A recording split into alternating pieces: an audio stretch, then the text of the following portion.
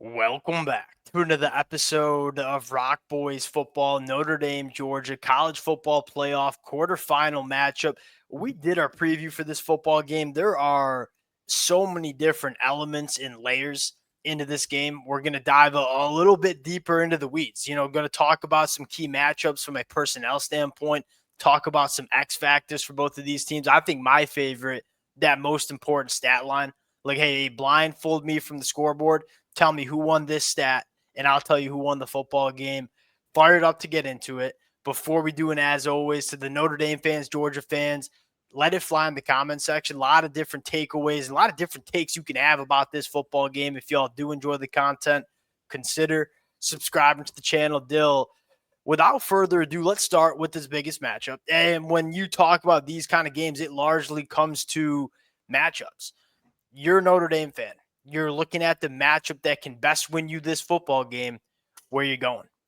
I still think it's going to be whether or not those boundary receivers, and that including the tight ends, can make some things happen against the Georgia team. Because again, I kind of think Notre Dame's going to run the ball pretty well. You got to hope you get a couple of big plays. That's probably going to be a huge one for Notre Dame. But at the end of the day, if they're really going to be a consistent rolling on offense, I think in this game, they need to get something from that boundary group, because that's been where you can kind of attack Georgia a little bit. When you've seen teams have a bit of success, it's been getting after those cornerbacks. To me, that's the biggest storyline. Quite frankly, I think you could say it for both of these teams. There's a lot of aspects of these teams that you say national championship caliber. Both of these teams have struggled at the pass catcher spot. For me, when I look at Notre Dame, that's kind of the question. And it's tricky because they've kind of rolled throughout the 2024 season. So it's not necessarily me getting up here and saying Riley Leonard and these wide receivers can't push the ball down the field. They just really haven't been asked to do it that much because that run game has been working for them so long. You kind of feel like not only to win this game, but go on and win a national championship, the pass catchers on the outside are going to have a big next couple of You games. just see what Georgia can do against the run and how effective they were in both Agreed. games against Texas. And every other game in the season, pretty much, Texas' run game was about as good as we've seen in the country. And then they bump into Georgia. And you just don't see a lot of guys like Stackhouse and Brinson on the same defensive line where they're just eating up blocks. You got defensive ends who get off blocks, shed them really well, make plays, and then probably the best linebacking core in the country. So it's a really tough team to just consistently run the ball. To me, Notre Dame's going to have to get Yeah, out of character a little bit and make some things happen. 100%, 100% agree with that. Now, if I'm a Georgia fan, I'm heading into this matchup. The thing I'm looking at the most, and I know I said personnel matchup, I'm gonna break my own rule here. Mike Bobo versus Al Golden. I think what Notre Dame is going to do on defense. They're going to play a lot of man coverage because they trust their defensive backs to not really lose their one-on-one matchups. If you're Mike Bobo, I don't know if you feel really comfortable about your wide receivers going out and just winning their ones. Like, I really do think the advantage from Georgia's wide receivers versus these Notre Dame defensive backs, you give it to Notre Dame. And I think a lot of Georgia fans would probably agree with that as well. But they're going to play a lot of man. Can Mike Bobo cook some rub routes? Can you get some shallow crosses? Can you scheme up some separation for your playmakers? I mean, if there's one thing Georgia does quite well, they got some speed. Guys like Arian Smith. Can you figure out some ways to manufacture from a schematic standpoint? Can you manufacture some space for these pass catchers? You got to have these pass catchers catch the football. That battle between the coordinators, Mike Bobo versus Al Golden, I think two really good coordinators. That to me is the matchup I'm looking at if I'm a Georgia fan. Dill, let's go to the biggest question. And I think the biggest question for me is obvious. Like, if I'm a Georgia fan, my biggest question mark, my biggest concern heading into this game, Riley Leonard and what he can do with his legs. You've seen, go back to that Georgia Tech game.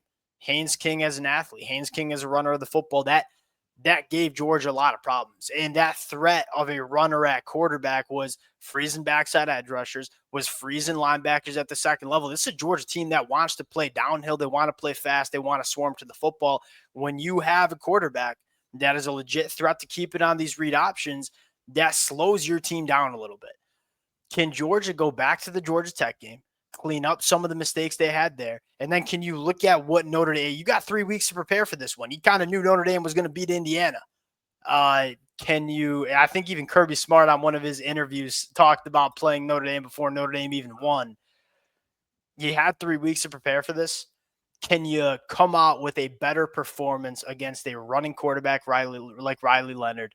That's probably my biggest concern heading into this matchup. Because even with that, you got to wonder what Notre Dame's going to do to kind of replicate what Alabama was able to do and then what Georgia Tech was able to do. Because Riley Leonard doesn't really run the ball like Haynes King and Jalen Milroe, and Notre Dame doesn't play to the perimeter as aggressively as those teams did against Georgia. And I think you saw their ability to slow those linebackers down and then get it to the perimeter felt like probably the biggest issue that Georgia was facing in that game.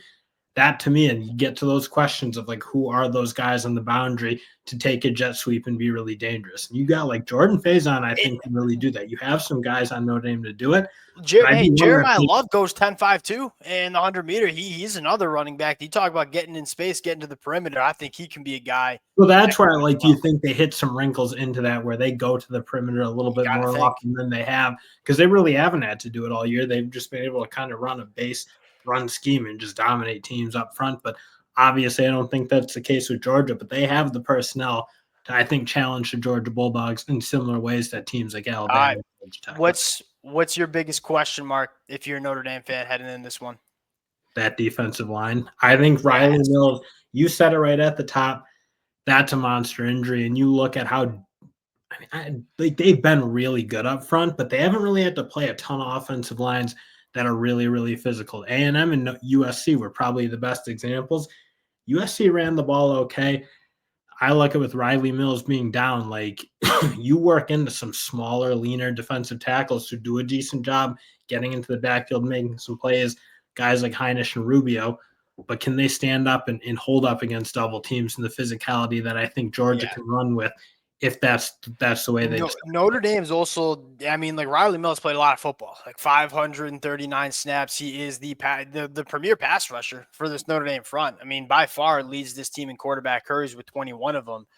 You're missing not only a good football player, but I'm kind of with you. Notre Dame, one thing they've done well too is controlled time possession, kind of dictate how games are played. If Georgia can get that run game going and kind of have the football for a long time and force these Notre Dame defensive linemen without Riley Mills to play a lot of snaps and kind of get to the depth of the defensive line, that's probably what you're looking at too. And that's another element where negative plays are key, and Riley Mills has been a premier creator of those negative plays. And you look at like a team like Ole Miss and why they were able to really be a problem for that Georgia team, a lot of negative plays from that active Ole Miss defensive line. That's why I think you miss, like, okay, Howard Cross, definitely still that guy. I think he's obviously one of the more underrated D tackles in the country.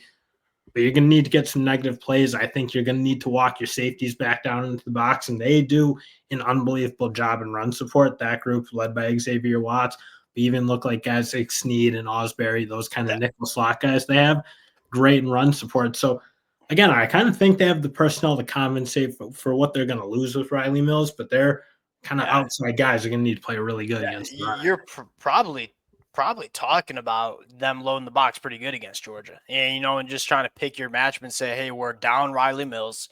We know you're going to want to run the football with Gunnar Stockton anyways. If we're going to pick our poison, the poison we choose is going to be Gunnar Stockton pushing the ball down to field against pass catchers. And those wideouts, are they going to make the plays? 100%. Number 3, most important stat. I'll start with this one. I'm looking at Notre Dame yards after the catch. This has been the story for Notre Dame. And again, Mike Denbrock, I think one of the better offensive coordinators in the game. A good offensive coordinator plays to the strong suit of your personnel and, most importantly, your quarterback. Where does Riley Leonard really excel? He excels getting the ball out quick, accurately in those short intermediate concepts and letting his pass catchers operate after the catch. That's kind of what I'm going to think Notre Dame's going to try to do. Look, Riley Leonard's average depth of target in that Indiana game was 5.5 yards down the field. Like, they were not pushing the ball to the deeper third very often. They were relying on these playmakers making moves after the catch. If you're Georgia, that's what I'm looking at. If you can limit the amount of separation and limit the amount of activity these Notre Dame pass catchers have after the catch, I think you put yourself in a really good spot in terms of stopping this Notre Dame passing attack. I'd be for sure with that. Because again, like, do I think they even have the personnel to take the top off consistently? Probably not. Like, I look like Faison Collins, those Yeah, guys much better with what you said. They do a good job separating underneath, and both I think are really pretty good with the ball in their hands. especially Jordan Faison. Yeah, 100%. But like again, if they're gonna take the top off, I almost think you're gonna need to see a guy like a Micah Gilbert, one of those like really talented young guys that they have. Because at this point, I don't think the guys that have been playing a ton is Yeah, that so good. I'm so hesitant to take that. Like, my stance is not that they can't do it. My stance is that we just haven't seen them try to do it. I mean, Riley Leonard's average depth of target's been pretty damn low all year. They haven't really tried to do it. And they haven't had to, in fairness. Not like they've been losing Yes. games. Yeah, that's kind of the question is can they do it? Because you feel like they'll have to do it at some point if they want to win a national championship. Most important stat for you, what do you got? I think it's going to be Georgia and how many negative plays they give up on offense. Because to me, that's kind of how Notre Dame's defense operates a little bit. They do a really good job of creating negative plays in the run in the pass. Obviously, we just talked about Riley Mills being out, but man, if you see a stat line like what that Tennessee defense did against Georgia, where I think like 2 TFLs, no sacks, like something really, really low. If you see that type of stat line for Georgia, I think that says they were probably able to be physical and So impose. you mean what you mean is the Notre Dame defense? How many negative plays can they create against Georgia's Yeah, offense? I feel Gotcha. like I That, took that in the opposite direction, that but was that's convoluted. essentially what I'm trying to say is if Georgia doesn't give up a ton of negative plays on offense, they're Yeah, probably gonna be okay. that's So going to I be a think that huge means they'll story. be able to impose themselves a little bit. A huge story because Georgia's going to want to come into this football game and not put Gunnar Stockton in second and third and longs. I'm not saying Gunnar Stockton can't, but like No, you don't you want to don't. be throwing into that teeth of the defense in third and Yeah, longs because again, you got guys like Xavier Watson, Schuler in the corners, all really good playing the ball and taking it away. So that's not where you want to be living. X factor for me, and this is pushing it. I don't feel great about this one, but I'm gonna do it anyway. CJ Allen. Like, yeah, he's really good. I don't know if you consider an X factor. Stopping this Notre Dame rushing attack and having eye discipline at the second level is going to be huge. CJ Allen's been the guy. I mean, 29 run stops for Georgia, an average depth of tackle of 2.8 yards. How many, kind of what you just said with the most important stat, Georgia, how many times can you put Riley Leonard in those third and long situations where he has to throw from the pocket and push the ball down the field? If you can put him in that spot a lot, I think it puts you in a really good chance to win this football game. If you're talking about who's responsible for stopping the run, who, in my opinion, is going to play the biggest hand in it, it's going to be your best off-ball linebacker, that CJ Allen, coming up and making plays. Yep, I agree with that. I look at for Notre Dame, their X factor, it's going to be Mitchell Evans. And can they get a vintage 2023 pre-injury Mitchell Yeah. Evans? Because he's been the one guy I look at the past couple years for Notre Dame that I'm like, oh, if he's like kind of rocking and rolling, fully healthy, looking the part, he's the one guy. Look, if he gets his matchup, he's going to win them. Like you go back to that Ohio State game, it didn't feel like Notre Dame had a ton going, but they had Mitchell Evans being able to consistently beat those linebackers and safeties. It felt like in one-on-one defense. He is to me the guy. If they get him rolling and he plays a really good game, he's the difficult matchup I'd say for this Notre Dame team that can break this offense open a little bit. You could say that for both of these teams. Like the tight ends, these are both been offenses that historically have had really good tight ends and like to put them as centerpieces of the offense. And I'd argue that up until this point for both programs, you probably want more production from both teams' tight ends position.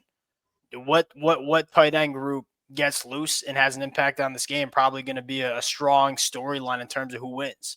Because It's going to even be for Notre Dame, like you have a couple other younger guys who, again, like a Raritan, like guys who are really, really talented, or Cooper Flanagan. Like again, that position, I feel like if I'm a Notre Dame fan, I almost want to see more of. It's a really talented group. It's a position they've recruited and developed really well. It's to me the unit that, again, I'm just not convinced they have guys on the boundary who can consistently win one-on-ones. I think their tight end group, if they're on and going, I think they can. Yeah, I'm with you. That'll do it. It's going to be a really fun one. Appreciate you guys rocking with it. If y'all do enjoy the content, consider subscribing to the channel, and we'll talk to y'all later.